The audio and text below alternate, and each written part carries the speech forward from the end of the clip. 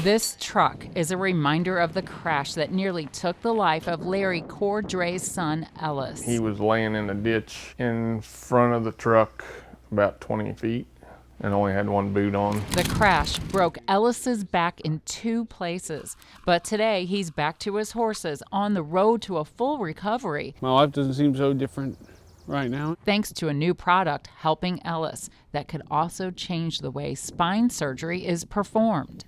His spinal fusion was done at University of Missouri Healthcare. Then Ellis walked out of the hospital and returned to the farm less than a week after the accident. Dr. Fassil Mesfin performed the procedure using rods and screws to align the spine.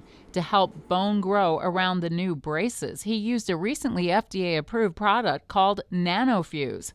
Mesfin says it helps the fracture heal more quickly than if cadaver bone is used. NanoFUSE is placed around the hardware, and then the patient, usually in Alice's case, he will form his own bone and to create a stable spine. The mixture of demineralized bone and bioactive glass is mixed with the patient's blood to form a putty. New bone starts forming around the glass fibers, eventually taking the place of the glass particles. The bioactive glass used in NanoFUSE is made in Rolla, Missouri by Mo-Sci Corporation. Missouri University of Science and Technology professor Delbert Day founded this company. When you put the glass, in whatever shape it would be, in a biological environment, the body fluids, for example, then it reacts with those fluids in the cells. Mo-Sci and Missouri S&T are chief technology partners, finding new applications for bioactive glass in wound care,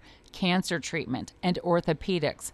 Products like NanoFUSE are the result. Here is our opportunity to get involved, something potentially change the way we do spine surgery. MU Healthcare is taking part in a clinical trial to further examine NanoFUSE and its effectiveness. For HEC, I'm Kathleen Berger.